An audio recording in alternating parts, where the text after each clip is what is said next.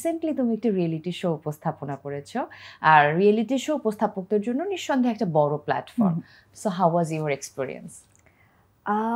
এনটিভির সাথে এটা আমার প্রথম রিয়ালিটি শো। এর আগে মাছরাঙা টেলিভিশনে আমি দুটো শোয়ের উপস্থাপনা করেছিলাম, কিন্তু শুধুমাত্র অডিশন রাউন্ডে। So this was my first experience, যে একদম স্ক্র্যাচ থেকে শেষ পর্যন্ত থাকা। এক্সপিরিয়েন্সটা অনেক সুন্দর ছিল। প্রতিদিন আমি কিছু না কিছু শিখতাম, বকা খেতাম। কি বকা খেতে একটু এটা শুনি। আয়শা হচ্ছে না তো মানে পেছন থেকে দেখা যেত যে কোনোদিন জাওয়ান ভাইয়া, কোনোদিন জাহাঙ্গীর ভাইয়া, বা জাহাঙ্গীর ভাইকে একদিনই পেয়েছিলাম, আয়শা লাইনটি হয়নি তো, বাক্যটি আপনি এভাবে বলুন। যেহেতু ভাইয়া প্রচুর মানে বাংলা শব্দের উপর ভাইয়ার এত কানটা আসলে খাড়া থাকে, একটা ভুল শব্দ বললেও না ভাইয়ার কানে ওটা ধরা পড়ে যায়, বা ডিটেক্টর মেশিন আই গেস ভাইয়ার কানের মধ্যে লাগানো। তো কোনো একটা শব্দ যদি দেখা যেত যে ফাম্বেলও হয়েছে, আয়শা হয়নি, আরেকবার দিন। তো একটা ফ্লোয়ের মধ্যে থাকি না, হঠাৎ করে ফ্লোটা ভেঙে গেলে কি বলেছে আমার নিজেরই তো মনে নেই, আচ্ছা হ্যাঁ ভাইয়া বলছি বলে আবার শুরু করতাম।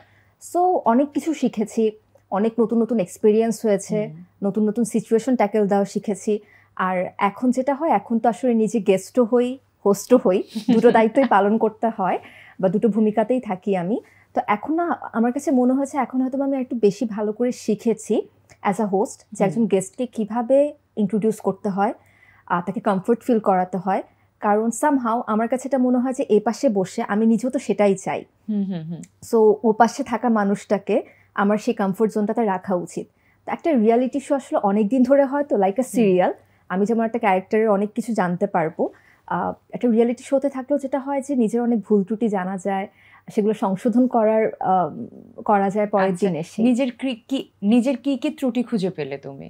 একটা ত্রুটি হচ্ছে আমি ডিস্টেন্স বুঝি না, যে কতটুকু ডিস্টেন্সে থেকে আমাকে কতটুকু লাউড হতে হবে বা কতটুকু নিচু গলায় কথা বলতে হবে। তো এটা আমার ফার্স্ট ফাইন্ডিং ছিল। দ্বিতীয়ত ফাইন্ডিং যেটা ছিল, আমার কাছে মনে হয় যে আমার শব্দ ভাণ্ডার মাইক্রোফোন হাতে নিয়ে কথা বলতে গেলে কমে যায়, তখন আমার মনে হয় যে আমি শব্দ খুঁজে বেড়াচ্ছি। তো এটার পর যেটা হয়েছে যে আমি প্রচুর বই পড়া আবার শুরু করেছি, বাংলা বই পড়া।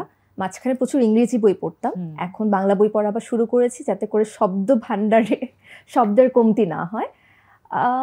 আরেকটা হচ্ছে আমি মাঝে মাঝে একটু প্রেশার ফিল করলে একটু দ্রুত কথা বলা শুরু করি।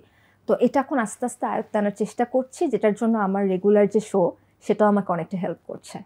আচ্ছা, আগে আমার মনে হচ্ছিল যখন আমি আয়েশার সাথে কথা বলতাম, যে তখন একজন উপস্থাপক অভিনয়ে গিয়ে কিছু আনকমফোর্টেবল সিচুয়েশন ফেস করছে, এখন মনে হচ্ছে একজন অভিনেত্রী উপস্থাপনা করতে এসে কিছু আনকমফোর্টেবল সিচুয়েশন ফেস করছে।